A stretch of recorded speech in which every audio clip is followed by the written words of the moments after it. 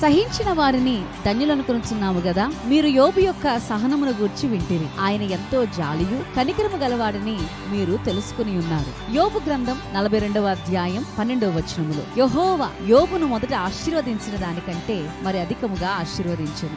యోబు గ్రంథము యోబు చరిత్ర ద్వారా దేవుడు శ్రమను సాక్ష్యంగా మార్చగలడని, మన యొక్క లోటును సమృద్ధిలోనికి నడిపించగలడని మనము ధైర్యము కలిగి ఉందాం. ఈ 7వ నెల జులై మాసములో 7 నెంబర్ ఈస్ హెవెన్ నెంబర్. సమృద్ధిలోనికి, పరిపూర్ణత, పరిశుద్ధత, ఆత్మ సంబంధమైనటువంటి శుద్ధతకు సూచనగా ఉండగా 7 నక్షత్రములను చేతపట్టుకుని 7 దీపస్తంభముల మధ్య సంచరించు మన ప్రభువైన యేసుక్రీస్తు నామములో in this month of July we are going to receive restoration, blessing after suffering, and we are going to taste God's faithfulness.